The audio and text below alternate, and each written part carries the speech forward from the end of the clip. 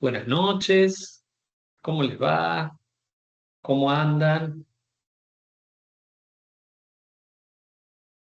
¿Cómo andan? ¿Bien? Ahí estamos grabando nuestra charla.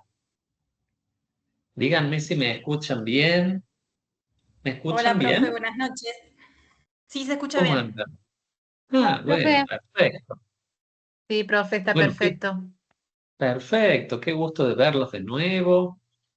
Eh, bueno, a ver, saben que toda esta tecnología siempre es un poco más difícil para los que ya tenemos más años.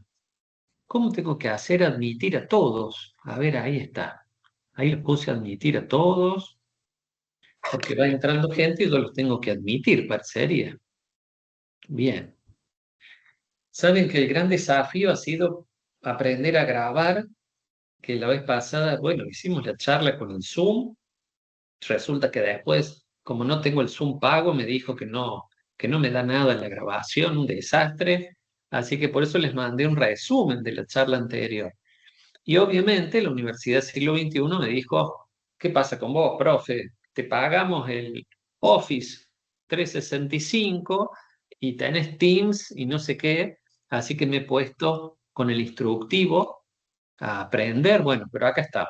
Lo más importante es que puse grabar, y a ustedes les debe haber aparecido que puse grabar. Así que porque el tema es así, yo tengo 150 estudiantes, ¿no? Y en la modalidad de distancia implica que hay algunos de sus compañeros que en este momento están trabajando. No es que no quieran sumarse a la charla, ¿no? Ustedes estoy viendo acá que son 21. Así que, che, acá estoy viendo en el chat. Ah, bueno, buenas noches, me dicen.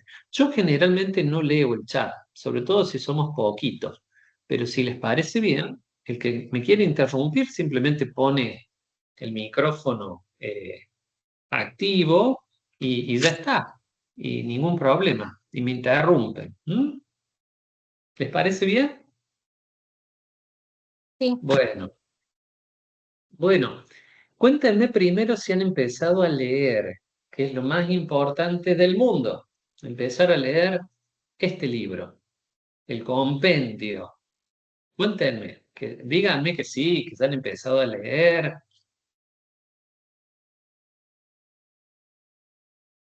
Cuéntenme, ¿alguien empezó a leer? ¿Cuánto han leído?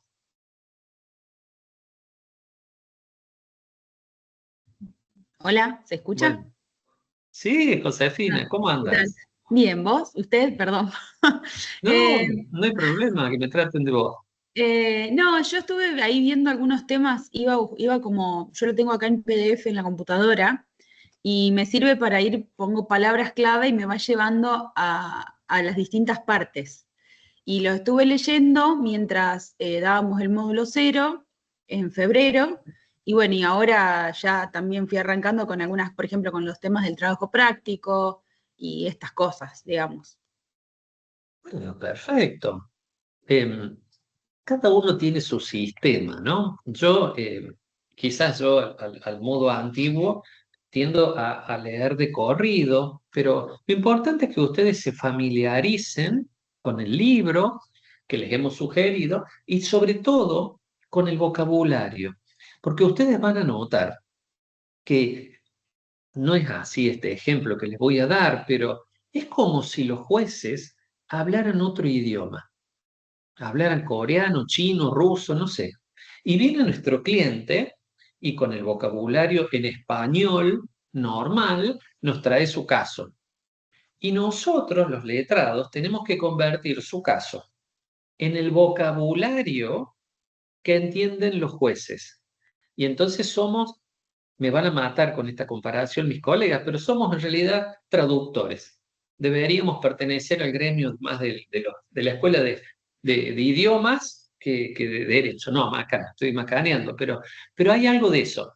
Y lo que quiero enfatizarles en realidad es, a ver, acá me dice que lo admita a Benjamín. Bueno, ahí está. Lo importante que les quiero enfatizar es que al inicio de cada materia, en este caso, derecho constitucional, hay un vocabulario que es muy importante que ustedes lo aprendan, ¿sí? Y el vocabulario, la única forma de aprenderlo es empapándose con la lectura. Yo por ahí les ayudo con algunos videitos que son resúmenes, pero lo más importante es la lectura, ¿eh? Que ustedes se familiaricen con esto que les digo. A ver, espérenme que acá me dice que lo tengo que admitir. Eh, oh, qué lío esto, che. Debería haber un sistema de que las admisiones fueran automáticas. Así no me tengo que estar distrayendo. Bueno, eh, no dejen de leer 20 páginas todos los días, porque bueno, es la forma de que vamos a ir adquiriendo nuestra expertise. Ustedes el 14 de abril tienen que entregar el primer TP, si no me equivoco.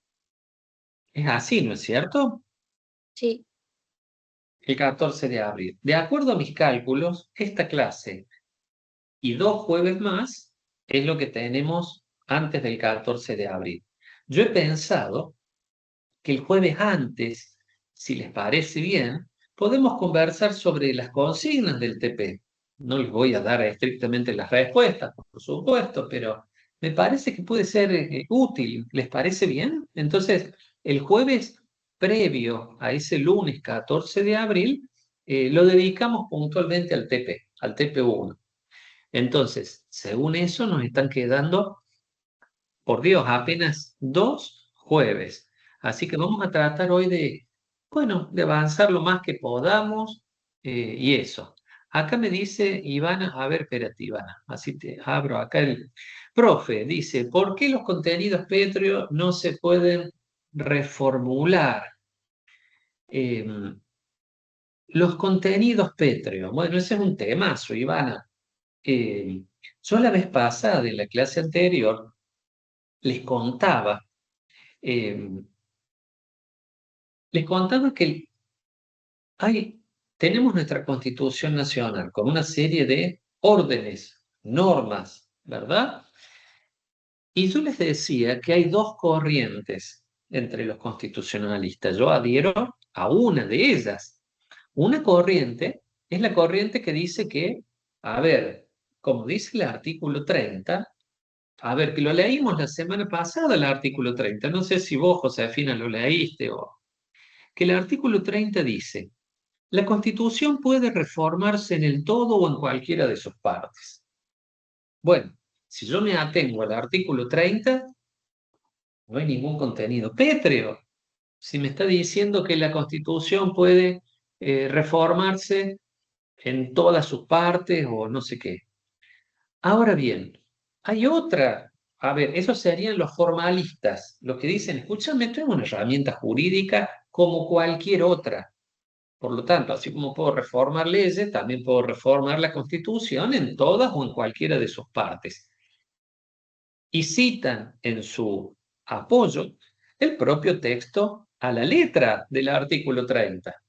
Ahora, yo sigo la corriente naturalista, que la pueden anotar por ahí, y los naturalistas entendemos que hay algunos contenidos que no pueden, que vienen dados, que no pueden formularse de ningún modo que no sea como están formulados. Por ejemplo, si yo digo, no se puede dañar al inocente, o no se le puede imponer una pena del derecho penal a un inocente, ¿a ustedes les parece que esa norma se podría modificar? Yo digo que no, es una cuestión de racionalidad. Bueno, no hay un contenido pétreo que diga eso, pero eso sería, por ejemplo, un contenido pétreo de cualquier sistema jurídico. O si yo les digo, lo prestado debe devolverse. Contrato de mutuo, de comodato, lo prestado debe devolverse. ¿Eso se podría modificar? Y no, seguro que no, porque así como 2 más 2 es 4, o así como no hay triángulos que tengan 4 lados, este tipo de normas son así. Hay otro tipo de normas que sencillamente nos chocan a nuestra conciencia de lo que es el valor justicia. Hace poquitos días se conmemoraron, no, ya no sé cuántos años, creo que fueron 49 años del 24 de marzo de 1976. No vamos a hablar de historia ni de política menos, pero básicamente el combate antisubversivo, y hoy por hoy dicen que los dos bandos, aplicaron tormentos inhumanos sobre seres humanos. Aplicaron tormentos inhumanos sobre seres humanos. Electricidad, no sé, no vamos a hablar de eso. Fíjense, nuestro artículo 18, redactado en 1853, ya decía, ¿qué dice el artículo 18? A ver, dice, quedan abolidos para siempre la pena de muerte por causas políticas, toda especie de tormentos y azotes. Bueno, es enfático. Fíjense que usa la expresión para siempre. Bueno, para siempre ya les está diciendo, este contenido no puede ser reformado por el artículo 30, está diciéndoles para siempre. Pero además, ¿a ustedes se les ocurre el disparate de que podremos hacer una convención reformadora de la Constitución diciendo que el artículo 18 de ahora en más va a decir que le podemos aplicar tormentos inhumanos a los detenidos? No, se dan cuenta que no. A ustedes que tienen conciencia jurídica en su corazón, en su ser, porque incluso han elegido esta carrera, les resulta repugnante, les choca esa norma, porque no somos unos bárbaros. A ver, entonces, ¿qué decimos los naturalistas? Mirá, hay contenidos que no pueden reformarse. No me pueden venir mañana a decir que vamos a autorizar la aplicación de tormentos inhumanos. ¿Me entienden? Ojalá que yo por ahí me estoy extendiendo mucho y no me quiero ir de lo que tenía pensado para hoy. Pero bueno, acá Camila me dice, la forma de gobierno tampoco. Eso, Camila, es la postura de Germán Vidar Campos, un gigante del constitucionalismo que es autor de este libro. Por otro motivo, Germán Vidal Campos dice que el federalismo, que es la forma en que está distribuido el Estado argentino, ¿no? Que tenemos un Estado nacional, subestados provinciales, el federalismo. Y la república como lo contrario a una monarquía hereditaria o a un sistema con un dictador vitalicio. La república, que implica que cada 4 años votamos y ahora le elegimos a Milei, pero pasado mañana le podemos elegir a Josefina o a Marina o al cual que sea, digamos. La república tampoco puede ser reformada. Eso dice Germán Vidar Campos, digamos, ¿no? Acá Leo me dice, se pueden reformar. Lo que no se puede cambiar es el sustrato que le dio origen al contenido pétreo. Bueno, mientras seamos federales, yo les voy a poner un ejemplo de algo que sí cambió el sustrato. Para seguir, ya que ustedes me han tirado este tema, yo se los complejizo, che. Germán Vidar Campos decía que uno de los contenidos pétreos que no podían ser reformados, mientras no cambie el sustrato o la forma de ser de los argentinos, era la confesionalidad de la religión católica. O sea, ese rol privilegiado, especial, que le da la Constitución Nacional a la religión católica. Nuestra Constitución garantiza la libertad de cultos. Sin embargo, dice, hay un culto, la religión católica, a la que yo pertenezco, por otra parte, que va a tener un trato privilegiado. Hay otros países que han dicho, no, mira, yo no le hago la barra a ninguna religión. Libertad de cultos para todas, incluso más. No sostengo económicamente ninguna, porque el Estado argentino, bueno, ahora me parece que ya no, pero le pagábamos el sueldo a los obispos, o creo que algunas de las edificios de las iglesias están exentos de tributos, de impuestos.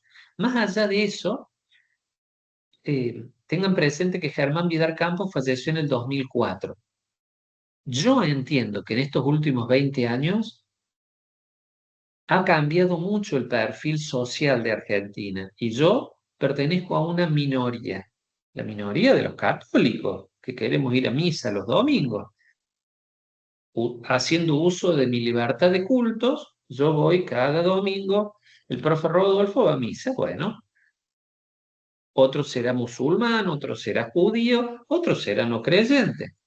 Pero fíjense, hoy por hoy, mi opinión como profe de esta materia es que sí podríamos eliminar la confesionalidad de la relación entre el Estado y la Iglesia Católica, porque hoy ya no es más la Argentina que vio Germán Vidal Campos en los 70, los 80, donde, no sé, el 80% éramos católicos. Hoy yo creo que debo ser del 10% más o menos. ¿Me comprenden? Usando la expresión que dice acá, a ver quién era, che, Leo, que andas por ahí, Leo. En este caso, me parece a mí que ha cambiado el sustrato. Eh, Vidal Campos nos dice que la Constitución, dice Maribel, posee contenidos pétreos que se pueden reformar pero no se pueden abolir. Bueno, esta frase, se pueden reformar pero no abolir, es un poco difícil de entender, ¿no? Siempre tengan presente que Germán Vidal Campos, esto es un resumen, resumen del resumen, por eso se llama compendio. No está desarrollada su idea, está apenas el título. ¿Qué sería reformar sin abolir? Bueno, podríamos decir que el sistema republicano, el presidente no dure 4 años, que dure 6, como era hasta 1994, o podríamos decir que no tenga una reelección sino 2, estaríamos dentro de reformas al sistema republicano, o podríamos decir que en lugar de que la nación recaude y coparticipe a los subestados provinciales, podríamos decir, como dicen algunos, que me parece que están equivocados, pero algunos dicen, no, que recauden las provincias y después le pasen la plata a la nación. Bueno, son formas de organizar el federalismo en un caso, en el otro la república, pero en definitiva, no podemos un día decir, che, vamos a votar una convención constituyente y lo vamos a elegir, qué sé yo, a Scaloni, que es un genio. Scaloni, estoy admirado, todavía estoy festejando el 4-1. Lo vamos a elegir presidente vitalicio.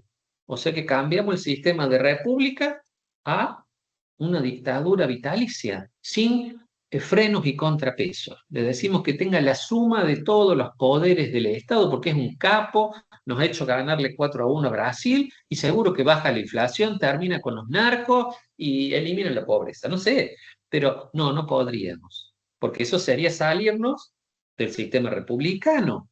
¿Me comprenden hasta acá? ¿Sí? Bueno, dejemos un poco, es un temazo el tema de los contenidos pétreos. A ver, ¿saben la historia de Antígona? ¿Quién sabe la historia de Antígona? Bueno, yo en mis clases presenciales el otro día les dije que les pagaba un café si me decía alguien cuál fue el último país en abolir la esclavitud. Y nadie supo, che. Brasil. 1888, para el que le interese la data. Pero, a ver, si a alguno no les puedo pagar un café porque yo estoy físicamente en otro lado, pero Antígona. Antígona es el nombre de una tragedia griega, que ya no me acuerdo si la escribió Esquilo o Sófocles, ustedes después googleen. La historia de Antígona es de hace 2500 años y hace referencia a lo que podríamos decir un contenido pétreo. Había un dictador. Es una buena historia, por eso por ahí se las cuento, porque es un antecedente de la comparación entre dos derechos. Hay un dictador, Creonte se llama, un malvado, ¿no? Que en definitiva el hermano de Antígona intenta hacer una revolución para derrocarlo al dictador este y le sale mal. Y como suele pasar con lo que le sale mal las revoluciones, lo matan, lo ejecutan, porque a los dictadores no les gusta mucho que los quieran derrocar. Bueno, lo matan, pero el dictador impone una segunda pena. Segunda pena. Dice que el cuerpo del hermano de Antígona lo dejen sin sepultura. que lo dejen a que se lo coman los buitres y que va a tener pena de muerte el que desobedezca esta orden. Obviamente que Antígona, la hermana, va una noche, agarra el cuerpo insepulto de su pobre hermano y lo sepulta. Y como los dictadores siempre tienen espías o cámaras de seguridad que están mirando para todos lados, la descubren, la denuncian y le hacen un juicio a Antígona, diciéndole que le van a imponer pena de muerte, porque ha desobedecido la orden. Y en su defensa, Antígona va a decir que hay dos derechos. El derecho humano, derecho positivo, en este caso derecho penal, que ¿quién lo redacta? El dictador, Creonte, pero hay otro derecho, un derecho superior. Antígona dice que es un derecho que rige en todos los lugares, creado por los dioses, en todas las épocas y en todos los lugares. Y va a decir a Antígona que ella está obligada a obedecer primero las leyes de los dioses y no las leyes de los humanos. ¿Cuál era esa ley? Que a las personas muertas hay que sepultarlas. De hecho, si ustedes se fijan, yo les dije hace un ratito el trauma que el famoso 24 de marzo del 76 nos generó, nos partió la cabeza a todos con la imposición de tormentos inhumanos sobre seres humanos, por más terroristas que fueran. Y el segundo trauma es la no sepultura. La no sepultura, fíjense, cuando aparecen las madres estas de Plaza de Mayo, dicen, bueno, che, mi hijo combatiente en su ley fue derrotado injustamente, al menos denme el cuerpo, para que yo le dé sepultura, para que, no sé, le lleve flores. No te lo vamos a dar al cuerpo. Miren el trauma que ha generado en Argentina a 50 años de los hechos, ¿no?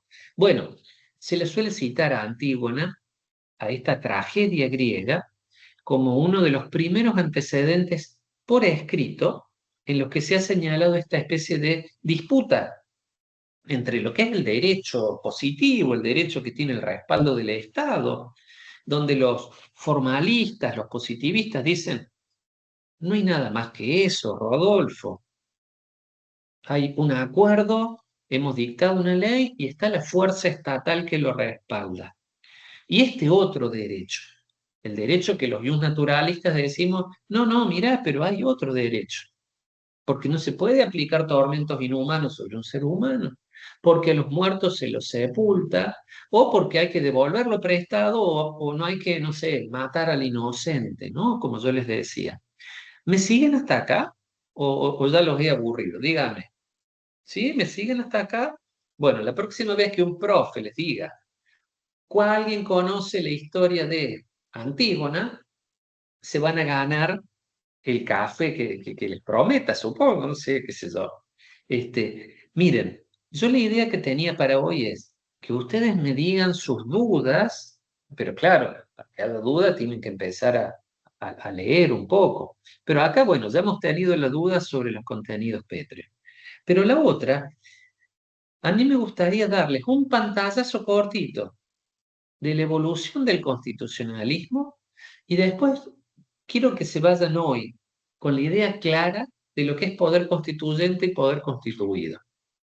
¿Les parece bien que hagamos eso? Ay, Josefina me hace así, perfecto. Chicos, les vuelvo a insistir, me interrumpen, a mí lo que más me aburre es hablar yo solo, así que interrumpan, y dialogamos un poco. Evolución del constitucionalismo. Yo ya les he dicho antes, o ya me parece que o a otro grupo, no sé. Ya les he dicho, creo, que el constitucionalismo es casi como la invención de la rueda para el derecho, porque toda la vida el derecho ha sido que uno dicta leyes, sea el emperador de Roma, sea el rey persa o el que sea, el que tiene el poder político dicta las leyes y los otros obedecen. Pero el constitucionalismo viene a marcar otra cosa. El constitucionalismo marca esto, marca que hay dos niveles de leyes. Hay una superley, que es la Constitución, ¿no es cierto?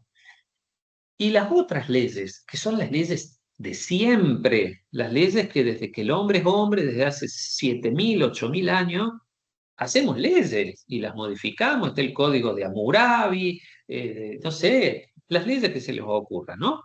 O las 12 tablas de los romanos.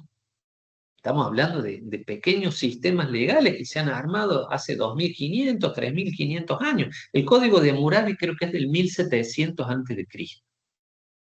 ¿Cómo era el sistema cuando no les gustaba la ley o el que hacía la ley?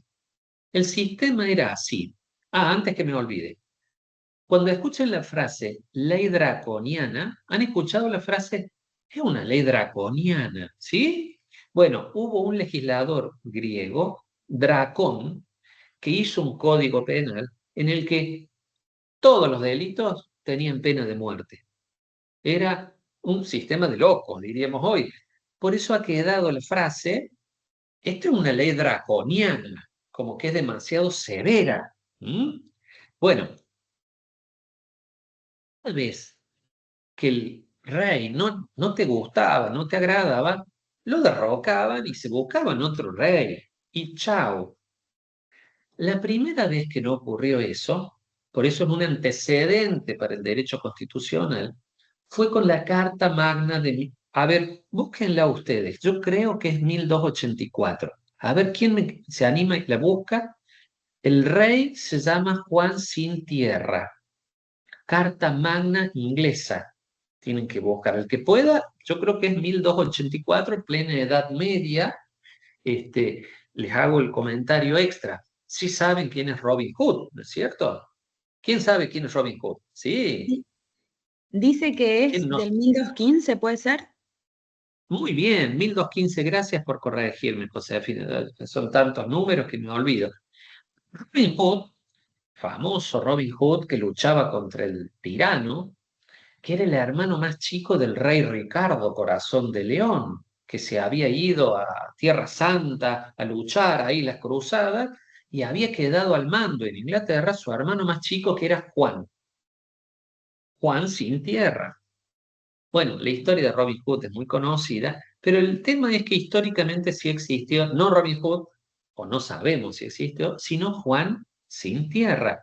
Y los nobles, sabiendo que este creaba impuestos, encarcelaba a cualquiera, era insoportable como rey, en lugar de derrocarlo, le hicieron firmar un convenio, es decir, un convenio entre el rey, Juan Sin Tierra, y los nobles. Se llamaba Carta Magna. Y entre otras cosas, establece que el rey Juan sigue siendo el rey, pero no va a poder encarcelar sin juicio previo. O no va a poder crear nuevos tributos sin el acuerdo de los nobles.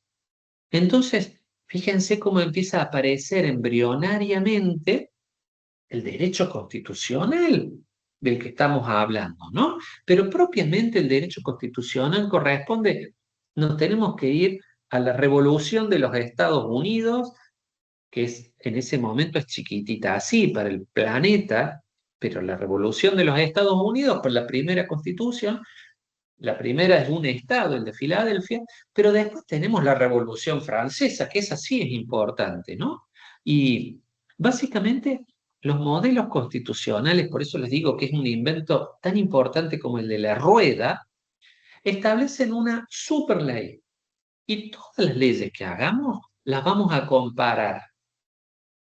Y si la ley es inadecuada con el texto de la superley, ¿qué vamos a decir? Esta ley es inconstitucional. Y chao, la tiramos por la ventana. ¿Me siguen hasta acá?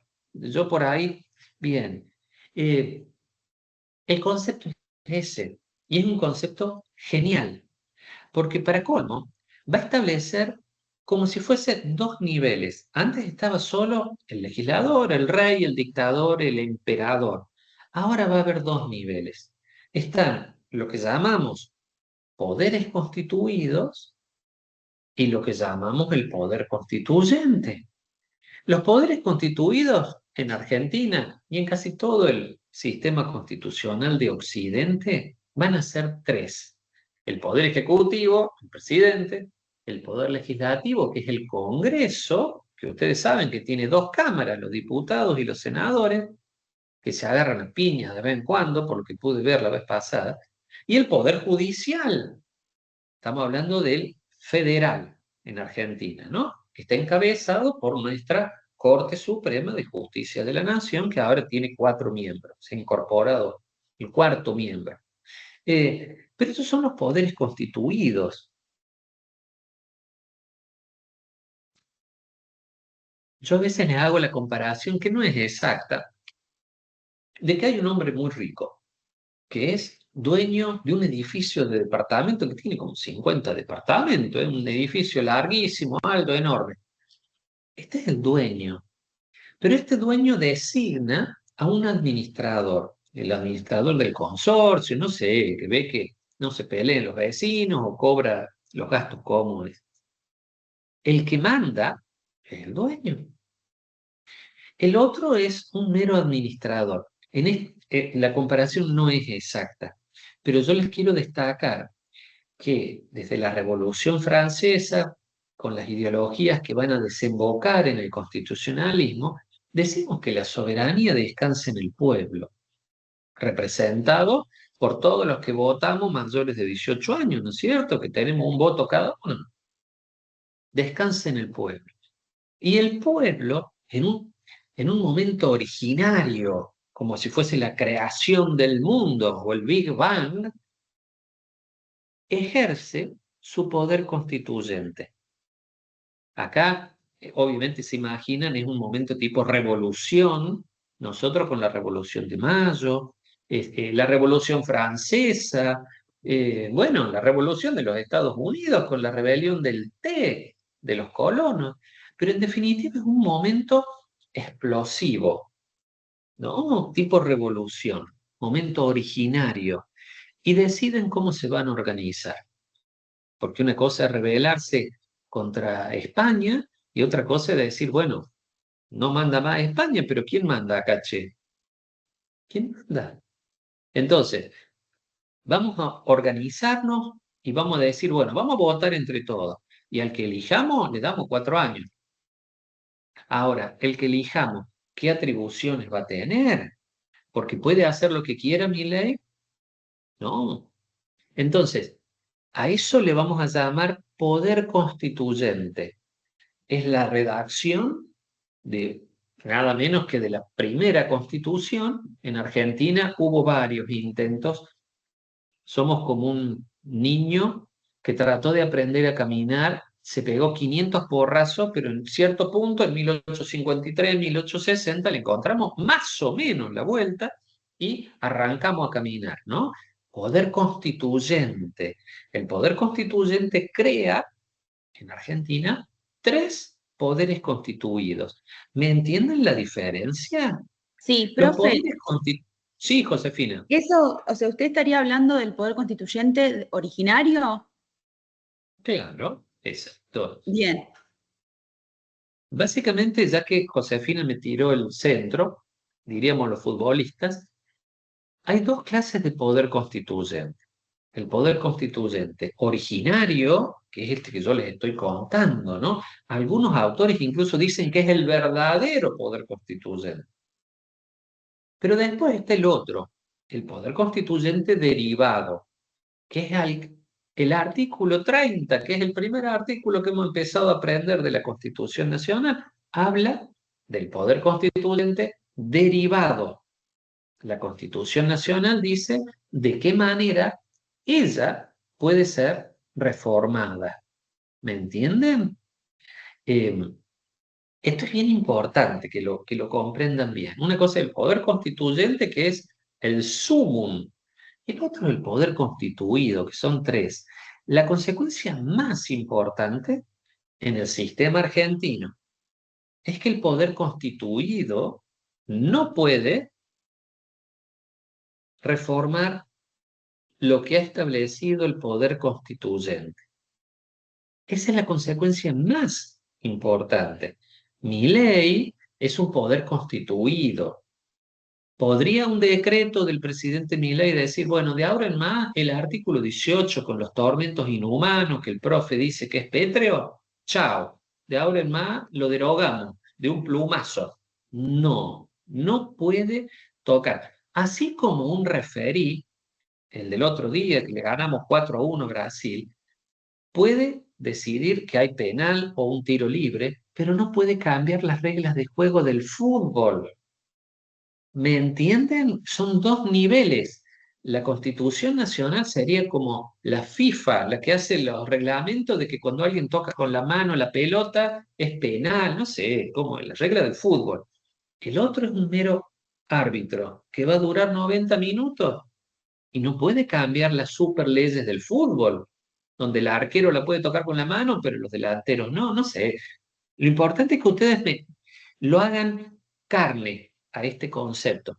Poder constituyente, poder constituido.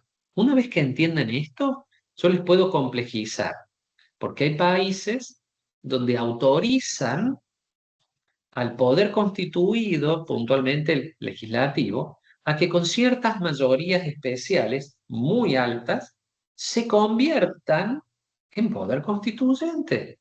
En Estados Unidos el Congreso puede hacer enmiendas con mayorías agravadísimas, no agravadas. Pero no quiero complejizar, porque hay muchos matices acá, tenemos toda una escala de grises, ¿me entienden? Pero yo quiero que ustedes se lleven la distinción tajante del poder constituyente y de los tres poderes constituidos, que son como empleados obedientes, o deberían serlo, de la Constitución Nacional. ¿Me siguen hasta acá? ¿Sí? Bueno, esto, a ver, ¿Puedo me hacer una parece a mí que pregunta? Claro que sí, por supuesto. Que quizás es medio tonto, pero no terminé de comprender porque estuve leyendo ahí el material. ¿Cómo se conforma el poder constituyente? ¿De qué manera? Buena pregunta, Maribel. Como el poder constituyente originario, porque el derivado ya está todo organizado, ¿no es cierto? El artículo 30 te dice cómo reformar la Constitución. Pero el originario, ¿cómo se organiza? Es una explosión de una bomba atómica, es una revolución. Así como la revolución rusa de 1917, que, chau, nos olvidamos de los zares, o Argentina, con nuestra Revolución de Mayo y después la independencia en 1816, es una explosión. Ahora, ¿cómo se organiza? Y normalmente hay un bando que va a imponer a todos que la forma en que nos vamos a organizar es esta. En Argentina, de hecho, hubo bandos monarquistas. Una vez que dijimos, España no manda más. Bueno, pero ¿quién manda y cómo nos organizamos? Hubo bandos monarquistas. De hecho, Manuel Belgrano era partidario de una monarquía. Juan Manuel de Rosas era partidario de una dictadura vitalicia. Él dice, no, no, no me estén atando las manos, limitándome con frenos y contrapesos. Específicamente, él dice que redactar un cuadernito, así se refería a Juan Manuel de Rosas, a los proyectos de constitución que había, no era la forma adecuada de gobernarnos. Él, en su mentalidad, y mentalidad apoyada por un montón de gente, como que estuvo, ¿cuántos años como mandamás de este territorio, ¿no es cierto? En cierto punto, el poder constituyente, dijimos, no, mira, ¿sabes qué? Vamos a hacerlo de esta manera. Pero buena la pregunta, Maribel, porque no hay un reglamento. En Rusia fueron los soviets, o en Francia fueron, bueno, los que ganaron en definitiva, ¿no? Podemos decir que el origen del poder constituyente es una bomba atómica, una explosión, pero a partir de ahí nos ordenamos, ¿sí? Profesor, en Sí, Maritemino, el caso este del poder constituyente no es que se da en un momento preciso, sino al contrario, ni siquiera ni siquiera se daban cuenta o nos podemos estar dando cuenta que estamos generando todo este movimiento para llegar a algo. En ese caso, en el caso este de 1853 hasta 1860, que se sanciona, se genera esta gran super ley. Creo que no tenían ni siquiera conciencia a dónde iban a llegar, o sea, y estaban siendo parte de una gran revolución. Bueno, muy interesante tu aporte, Marité. Yo sí les puedo decir, nosotros en nuestra escuela primaria o secundaria estudiamos historia argentina. ¿Alguien estudió historia de Brasil o historia de otros países? Yo les puedo decir esto porque me gusta el tema y me he puesto a leer un poco. Son 160 países. Argentina es un caso traumático de poder constituyente. Es decir, Estados Unidos, por poner un ejemplo, las colonias que estaban al ladito del Océano Atlántico, que se rebelan contra la metrópoli que era Inglaterra, rápidamente se ponen de acuerdo en constituir un Estado federal con subestados, con otros derechos y obligaciones, como si fuera casi una Unión Europea, ¿no? Las colonias originarias de los Estados Unidos tienen una guerra civil con el tema de la esclavitud, la famosa guerra de secesión. Sin embargo, Argentina, desde que dijimos, che, no más españoles, no mandan más los españoles entre 1810 y 1816, nos agarramos a tiros entre nosotros. Primero fue entre el bando pro-español, que nosotros le decimos la guerra de la independencia, pero eran dos bandos de acá. Unos eran pro-español y los otros pro-independencia.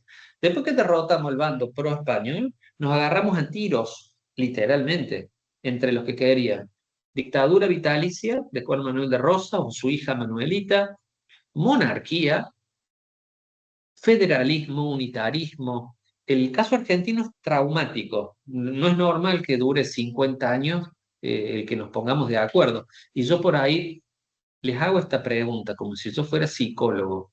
Cuando alguien ha tenido una infancia así, traumática, tiende a ser desconfiado a veces de las otras personas. Si yo les digo, influirá que sobre 200 años de historia estuvimos 50 años agarrándonos a tiros para ponernos de acuerdo, ¿influirá en el presente?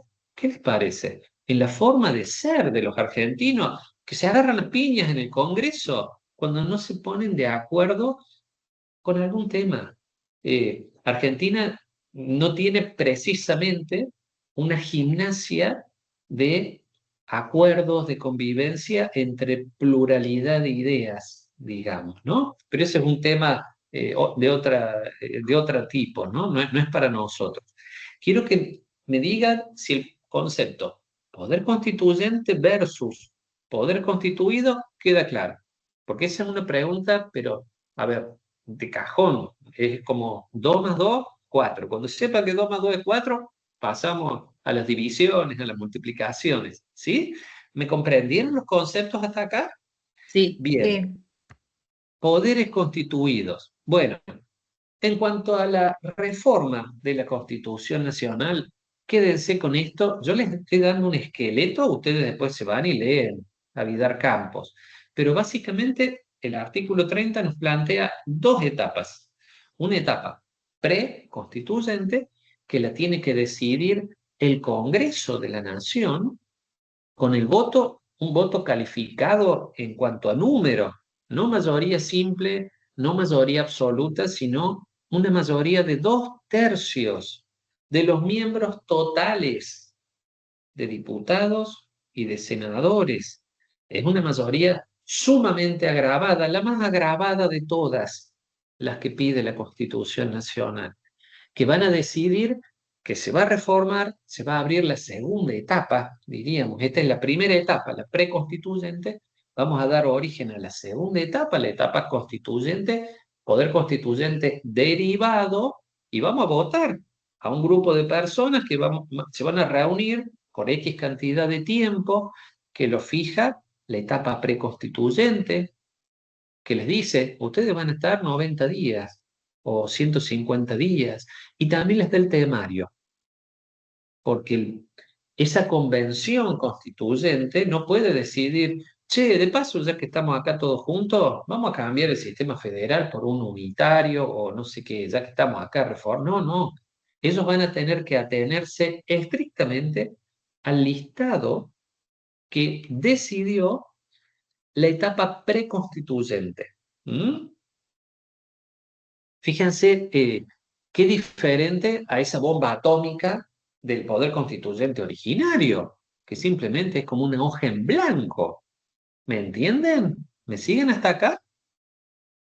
Eh, Poder constituyente, poderes constituidos. Lo más importante, por Dios que se les grabe, es que, aunque mi ley diga lo contrario, los congresales se entusiasmen, en principio no pueden modificar la Constitución Nacional los poderes constituidos. ¿Mm? Van a ver que hay una excepción, y desde 1994 hay una excepción.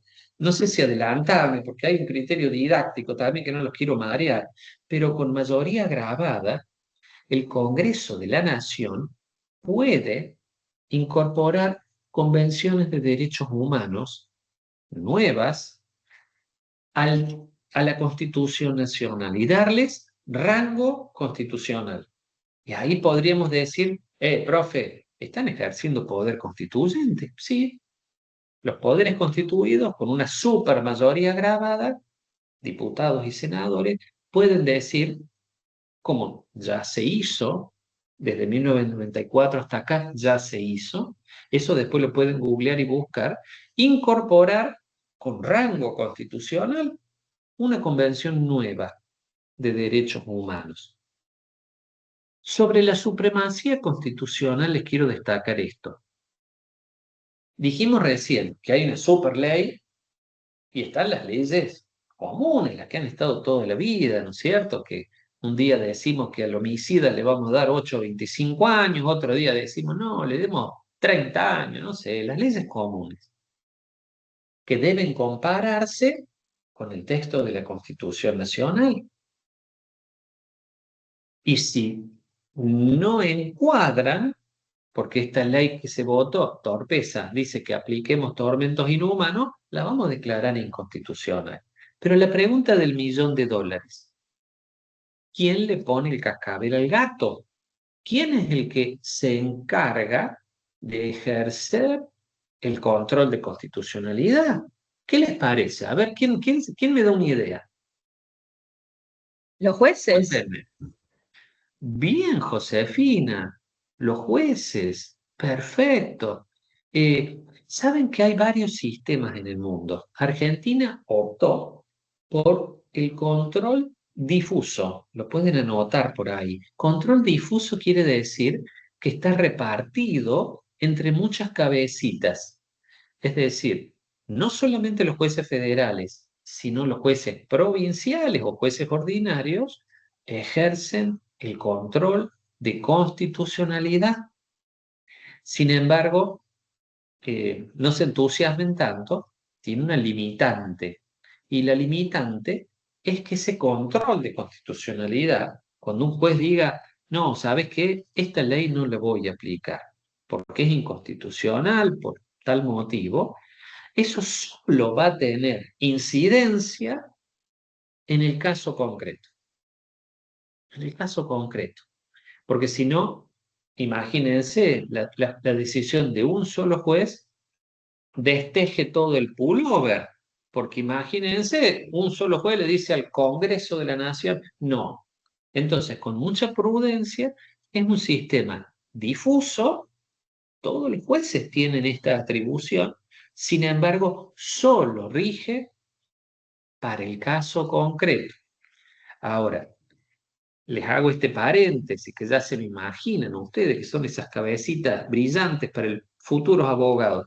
Fíjense, el día que la Corte Suprema, en un caso concreto, la Corte Suprema dice, ¿saben qué? Esta ley es inconstitucional. ¿Qué creen que van a hacer todos los jueces inferiores? Y, Nacho, si la Corte Suprema dijo, Miren, por otro motivo estuve leyendo ahora, lo pueden anotar, el artículo 52 del Código Penal. La pena máxima argentina, la pena máxima, no era la reclusión o prisión perpetua, sino agregarle la reclusión por tiempo indeterminado a multireincidentes. No me quiero meter en eso que es materia del derecho penal. La Corte Suprema, en el caso Gramajo, dirigido a este imputado condenado a esta adicional de reclusión por tiempo indeterminado. Bueno, cada 5 años tienen que revisarle el caso y dicen, seguís 5 años más, o te dejan ir. Durísimo, declaró que es inconstitucional. No vamos a entrar en el detalle porque ya voy a estar metiéndome, por ahí metiendo ir por las ramas, pero se los pongo como ejemplo de que cuando la Corte Suprema, solo para el fallo Gramajo, este acusado, declaró que el artículo 52 del Código Penal es inconstitucional, hoy por hoy todos los textos tratadistas, doctrinarios y jueces del país dicen, sí, no, pero olvídate, el 52 no rige más, si está declarado inconstitucional por la Corte Suprema. ¿Me entienden cómo funciona? Entonces, sistema difuso. Cada juez lo declara para el caso concreto. Pero claro, difuso y para el caso concreto, pero cuando es la Corte Suprema la que dice, ¿sabes qué? Para este caso solo lo voy a declarar inconstitucional, chao, se cayó todo. ¿Mm? Eh, bueno, otros países, por ejemplo, tienen un tribunal constitucional donde simplemente cuando se plantea, che, me parece que este artículo 52 del Código Penal, con la reclusión por tiempo indeterminado, es inconstitucional, dice la defensa, bueno, va a ese tribunal especial. Dicen, che, acá hay uno que dice que esto es inconstitucional, se está discutiendo la validez de una ley comparada con la Constitución. ¿Me comprenden? Por eso es que yo quise empezar contándoles ese cuentito de Antígona. Porque en Antígona, si ustedes se fijan, ocurre la misma estructura. Hay una ley, en este caso, nadie cuestiona que el que se hace una sedición contra el rey lo ejecuta. Chao, mala suerte. Pero estaba cuestionada la parte que decía que no le vamos a dar sepultura al cuerpo del ejecutado, no le vamos a dar sepultura. Y entonces se lo compara con otro sistema de leyes. En el caso ese era etéreo, un sistema que, bueno, antiguo, estamos en el 500 antes de Cristo. Pero ¿me entienden? En la misma estructura. ¿Se dan cuenta, chicos? A ver, acá me dicen, la tragedia de Sófocles, es Sófocles, yo no me acordaba si era Sófocles o Esquilo. Estaba por preguntar eso, profe, convención, los miembros, ¿quiénes son? Bueno, Ivana, en una primera etapa preconstituyente se decide que vamos a reformar la Constitución Nacional, se llama elecciones. Se llama elecciones. Y que los partidos políticos presentan sus candidatos. Normalmente cada provincia va a elegir el doble así como eligen Córdoba, por ejemplo, eligen 9 diputados nacionales, van a elegir el doble. Convencionales constituyentes, ¿no? Es por votación.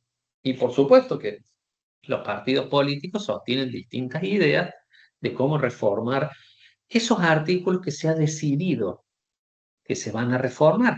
En la última vez, año 1993, el artículo más famoso era la reelección del presidente, porque Menem no podía ser reelecto, tenía mandato hasta el año 95 sin reelección, era por 6 años sin reelección.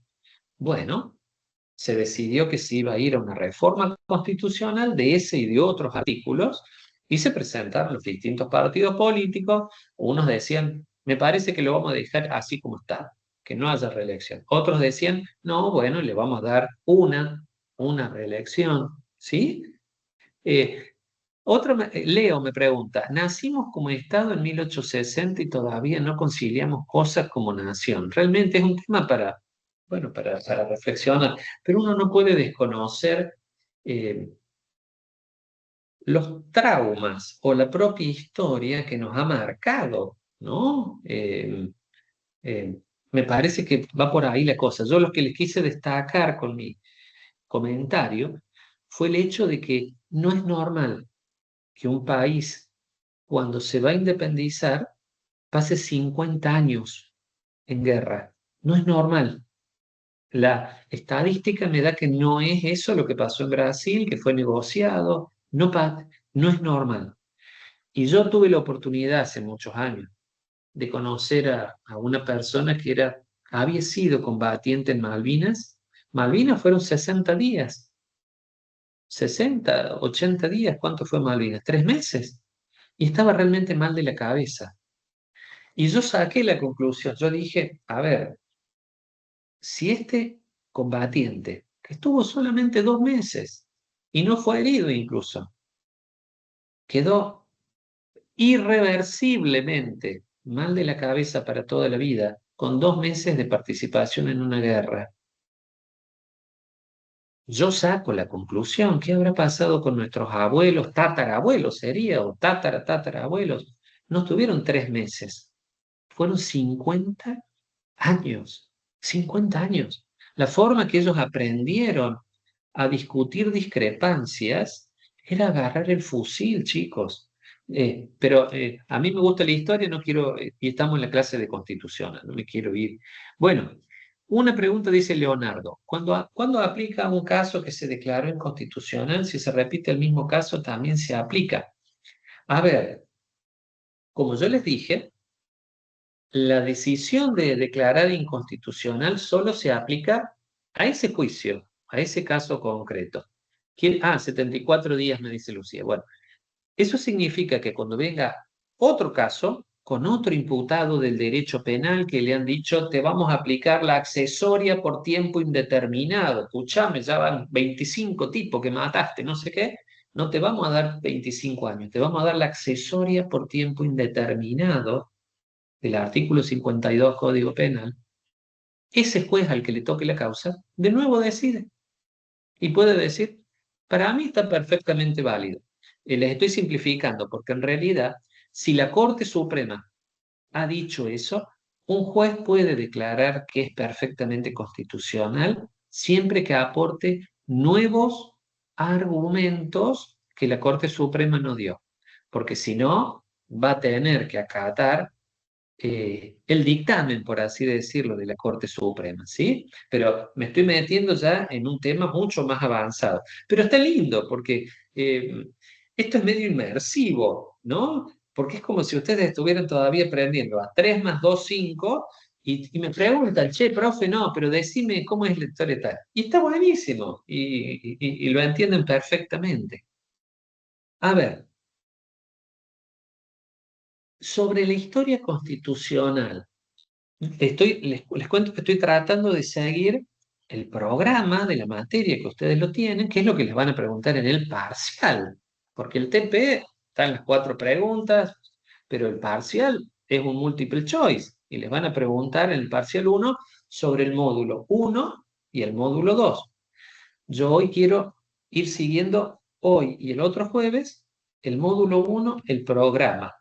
Obviamente que acuérdense que este ratito, nadie se recibe de abogado con un ratito con el profe Lemo. Esto es para que ustedes después vayan y lean y entiendan un poco más. No me quiero pasar mucho de las 21 horas, sin embargo, déjenme que cierro con un par de conceptos más porque por ahí tengo tanto para decirles y bueno, se me va el tiempo, por Dios. Sobre la historia constitucional, algo hemos hablado. Algo hemos hablado. Nosotros tenemos la primera junta en 1810 y ya en el año 13 tuvimos la convención constituyente del año 13, la que decretó, se hizo famosa porque decretó la libertad de vientres. ¿Alguien sabe qué es la libertad de vientres? Y los que nacían de los esclavos ya no eran esclavos, sino eran hombres libres. Impecable, Marité. Perfecto. Eso era la libertad de vientres, porque la esclavitud, para esos que todavía eran esclavos, recién se derogó en 1853, con la Constitución Nacional de 1853. La libertad de vientres. Tuvimos varios intentos constitucionales. Tuvimos otro intento en 1819, otro en 1826, constituciones unitarias, pero perfectamente válidas, no nos poníamos de acuerdo. Argentina fue perdiendo pedazos de su territorio que dijeron, che, estos están re locos, se están agarrando tiros, mejor nos vamos nosotros por otro lado. Y se fue Bolivia por un lado, Paraguay, Uruguay, una historia complicada la nuestra, digamos, ¿no? 1853 es un momento magnífico bajo la idea de alguien que nunca fue presidente, pero fue el gran pensador Juan Bautista Alberdi. Tenemos el texto que no se puede decir verdaderamente que es una mera copia de la Constitución de los Estados Unidos, porque tiene mucha originalidad. Sin embargo, la desgracia, porque siempre tenemos alguna nosotros, que en 1853 Buenos Aires está separado. Ustedes, les hago el recorrido cortito. El 3 de febrero del 52 ocurre la batalla de Caseros, donde Urquiza, que era lugarteniente de Rosas, derroca a Rosas para constituir la nación. Pero al poquito tiempo, eso fue el 3 de febrero de 1852, al poquito tiempo los porteños dicen, no, no vamos a estar con este federal sanguinario que hasta ayer era lugarteniente de Rosas. Y ocurre una revolución. Si hay alguien de Buenos Aires, la revolución ocurre el 11 de septiembre. A raíz de eso, imagínense cómo es importante para Buenos Aires que todo el barrio de Once se llama Once, donde compran ropa, no sé, lo que venden ahí en Once, 11 de septiembre, por la revolución, que separa a Buenos Aires del resto. Dice, no, perdóname, macho, yo soy otro país. Y va a ser presidente, por un lado Urquiza, 1852 hasta el 58, 59, y en Buenos Aires el gobernador va a haber varios. El último va a ser Mitre, gobernador de Buenos Aires, pero era una especie de estado independiente. Hasta que Urquiza junta sus tropas, dice, se acabó, macho, y ocurre la segunda batalla de Cepeda, porque la primera es de 1820. Estanislao López, Facundo Ramírez, que derrocan al Estado Nacional en 1820. Esta es la segunda batalla de Cepeda, que es un lugarcito cercano a Buenos Aires, donde ganan Urquiza y se unifica la nación. Pero Urquiza, con una enorme generosidad, le dice a Buenos Aires, al Estado de Buenos Aires, mirá, esta es la constitución que hemos redactado nosotros sin vos, porque no quisiste participar. Te la damos y vos decinos qué querés que le cambiemos. Ocurre la convención constituyente solo de Buenos Aires, que le van a introducir muy importantes modificaciones a nuestra constitución. Por eso decimos que nuestra constitución le llamamos la Constitución 1853-1860. ¿Sí? Comentario, estando en el poder nacional el interior, con Urquiza, los porteños, Buenos Aires, el Estado de Buenos Aires, con toda lógica, dice, vamos a aumentar el federalismo, aumentar las autonomías provinciales, porque ya que mandan estos otros, y para frenarlos, vamos a subir el poder que tienen las provincias. ¿Me comprenden? Entonces, la reforma de 1860 tiene un mayor federalismo, que es lo que nos ha quedado hasta hoy. No viene el caso, pero en 1861 tenemos la batalla de Pavón, en la cual el que gana es Mitre. Otros dicen que Urquiza lo dejó ganar, pero el que gana es Mitre, y simplemente a partir de ese momento, a sangre y fuego, se va a imponer un proyecto en Argentina, pero fue la Unión Nacional. A partir de ahí, bueno, mirá, más o menos a los tropezones empezamos a funcionar. Luego tienen varias reformas. No vamos a entrar en detalle porque ustedes se tienen que ir a cenar. 1866, 1898. Es muy importante destacar la reforma de 1949, del peronismo histórico de 1949, que marca el inicio de los derechos de segunda generación, los derechos sociales, porque hasta ese momento teníamos los llamados derechos de primera generación, del constitucionalismo de primera generación, derechos políticos, derechos a trabajar libremente, derecho a presentar un habeas corpus si te meten preso sin juicio previo. Pero ahora van a venir los derechos sociales, con la Constitución peronista, podríamos decir, de 1949. Derecho a la vivienda, derecho a la salud. Pueden tomar nota de esto muy cortito. Ya sé que están cansados, pero ya vamos terminando. El problema que lo pueden subrayar, el problema central con los derechos sociales de segunda generación es quién es el sujeto obligado. ¿Por qué? Porque en general los de primera generación, el derecho al voto o el derecho a que no me apliquen tormentos inhumanos, como les dije hace un rato, es bastante fácil. El obligado es el Estado. Pero cuando yo digo que tengo derecho a la salud, bueno, en principio sí, ahí te doy, Gaby, dame un segundo. El derecho a la salud, bueno, el Estado. Pero ¿hasta dónde? Porque como dependen de plata, y si no tengo la plata, derecho a la vivienda. Che, yo alquilo, dame mi vivienda. Y no funciona tan así. ¿Me comprenden? Decime, Gaby, ¿qué me querías preguntar? Hola, profe, ¿cómo está? Le Hola. quería pedir si podría repetir cuando empezó a decir lo del problema central de los derechos sociales de segunda generación. Así tomo nota Bueno, de... bueno, yo les quiero unir acá, respondiendo a Gaby, en la clase anterior, que no la pudimos grabar, por Dios, yo les hice referencia a que hay dos clases de cláusulas. Las cláusulas operativas, inmediatamente operativas de la Constitución Nacional, y las cláusulas programáticas. ¿Se acuerdan que, Josefina, que estuviste, o me parece que Marina estuviste también? Hablamos en la clase anterior de eso. Las cláusulas operativas son las que inmediatamente operativas. A mí me detienen ilegalmente, no hice nada, me tienen 5 días en una alcaldía, ahí en una comisaría, y yo o un pariente mío puede presentar un habeas corpus y me tienen que dejar libre si no ha habido ningún proceso de un delito previo, no hay nada ahí. Tengo derecho por el artículo 18 a que solo me quiten mi libertad si he cometido un delito y si me han declarado culpable en un juicio, ¿sí? Inmediatamente operativa. O no me apliquen azotes. Imagínate, el comisario dice a este profe que dice Macana, le vamos a aplicar 15 azotes. No, pará. Si el artículo 18, voy a decirlo ahí desde, el artículo 18 te prohíbe que me apliques azotes, digamos, ¿no? Sería una orden inconstitucional. Cláusulas inmediatamente operativas.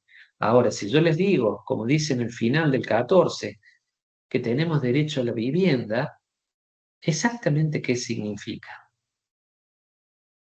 Derecho a la salud. Generalmente el derecho a la salud cuando es algo básico, como las vacunas, no hay drama. Pero cuando tengo que hacer una operación que cuesta 6 millones de dólares y hay que hacerla, no sé, en Estados Unidos porque acá no la hacemos. Derecho a la vivienda, el más simple de todos. El Estado dice, mira, ¿por qué le llamamos programáticas? Porque decimos que la vamos a ir haciendo realidad en base como a un programa, cuando podamos, che, porque escúchame, yo tengo 3 millones de personas que alquilan o viven debajo de un puente, y mirá, salvo que venga como es el FMI, que le va a dar plata ahora a Milei, y nos hacemos todos una vivienda para cada uno, pero no suele funcionar así. ¿Me entienden lo que les quiero decir? Sobre este tema, lo que yo les estoy diciendo no son categorías firmes. Hay polémica acá. Los sectores más de izquierda dicen que esto de las cláusulas programáticas es un invento de los grupos de poder económico concentrado para no hacerlas efectivas. Yo no soy ni de izquierda ni de derecha, pero mi cabeza me dice, mira, hay un sentido común acá. Yo no puedo decretar que a todos les voy a dar tratamientos médicos, vacaciones pagas y vivienda gratis, porque no tengo los recursos, simplemente. O agua potable, y mirá, hasta que no hagamos la cañería. O gasoductos, que le llegue el gas natural a todo el mundo. Mirá, hasta que no hagamos los gasoductos, hay gente que va a usar garrafa. ¿Me comprenden lo que les quiero decir? Cláusulas inmediatamente operativas, Gaby, que tienen relación con los de primera generación. Cada 4 años votamos. No puede mi ley decir, no, esta es programática. No, inmediatamente operativa. Pero estas otras, las de segunda generación, que era necesario ponerlas por escrito, y mira, decimos, son programáticas. Ahora tenemos las de tercera generación, ¿no? Las que tienen que ver con el cuidado del medio ambiente, con los derechos del consumidor, que las tenemos desde 1994. Pero de nuevo, lo mismo. Alguien vive cerca del riachuelo o de algún río que esté contaminado y mirá, cuesta una fortuna limpiar eso. No, no es tan fácil, progresivamente. Entonces, reformas posteriores. Y acá viene el primer dato que les quiero dar. 1949. En 1955 el peronismo es derrocado del poder. Y en 1956 un mero decreto del poder ejecutivo de facto dice, ¿saben qué? Esta reforma del 49 no rige más. Chao. Por eso les digo que nuestra historia constitucional, no quiero usar un término no académico, pero es un desorden. Porque ha sido derogada por un mero decreto, digamos. Y por un mero decreto hicieron la etapa preconstituyente. La etapa preconstituyente donde los 2/3 de diputados, 2/3 del Senado votan y dicen, vamos a llamar a elecciones. El presidente de facto llamó a elecciones y dijo, vamos a hacer una reforma, una reforma de la Constitución Nacional. Viene la reforma de 1957. Súper útil el artículo 14 bis. Sin embargo, miren el origen, ¿no? Te parte la cabeza.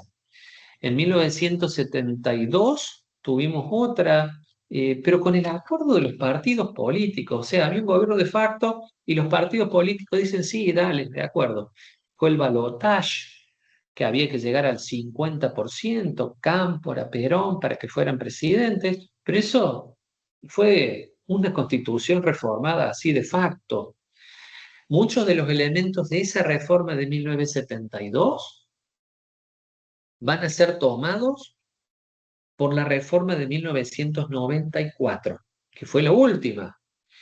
Quizás lo más importante de la reforma del 94 es que agarró y dijo, che, miren, todas las convenciones de derechos humanos que la Argentina ha firmado, vamos a decir que forman parte del texto de la Constitución Nacional. Artículo 75, inciso 22. O sea que la Constitución Nacional, que era un cuadernito así finito, pasó a ser, miren, un libraco gordo. Y los constitucionalistas tenemos que saber, son un poco repetitivas, no se asusten. Las convenciones de derechos humanos más o menos dicen todas lo mismo, pero eso es bien importante. Yo con esto me atrevería a decir que por lo menos tienen una idea de la historia. Vamos a profundizar el jueves que viene en las preguntas que ustedes tengan de lo que hemos charlado hoy, que miren la hora que se hizo, las 9:15 ya. Vamos a ver que espero poder recuperar la grabación, así se las mando a todos sus compañeros. Vamos a hablar de la tensión entre democracia y constitución. Así que va a ser una charla linda la del jueves que viene, pero aprovechen para leer, así profundizan lo que hemos charlado hoy o lo que el profe charló hoy, de manera tal de que me traigan preguntas. ¿Les parece? Camila me pregunta qué capítulos entran. Fíjate, vas leyendo, Cami, y te vas a dar cuenta. El programa lo tienen en el Canvas, exactamente. La forma más fácil de orientarse es que vayan leyendo desde la página 1 en adelante el compendio de este gran didacta que es Germán Vidar Campos. Chicos, salvo que tengan una pregunta, a mí me están llamando a cenar ahí. Díganme si ustedes tienen alguna pregunta, si no paramos acá y dejamos. Profe, una ¿Vale? aclaración a Camila, la compañera que preguntó de los capítulos. Ayer Sí. tuvimos una clase con respecto al parcial y el profe nos dividió los módulos y nos dijo que del capítulo 1 al 8 entraban los módulos 1 y 2 y de ahí en adelante el 3 y el 4. Así que como para que les sea más fácil, más sencillo ubicarlos, del 1 al 8 estaría completo para cubrir el primer parcial. Perfecto, Marina. Bárbaro. Entonces, la aclaración. Les recuerdo, está bueno que lean el programa porque vamos a procurar desarrollar bien el módulo 1 de 4. Son 4 módulos. El módulo 1, que es el que ustedes van a tener que rendir después en el TP1. Y el jueves que viene entonces vamos a profundizar esos temas y el otro jueves lo que vamos a hacer es ya analizar directamente las preguntas del TP1 para que se saquen un 100 todos. Che, yo quiero ponerles un 100 a todos. Bueno, dejamos acá. Gracias por acompañarme este rato. Les mando un abrazo a todos. ¿Ah? Chao, profe. Gracias, chicos. Chao, Chao. profe, gracias. Chao. Gracias, profe. Hasta luego.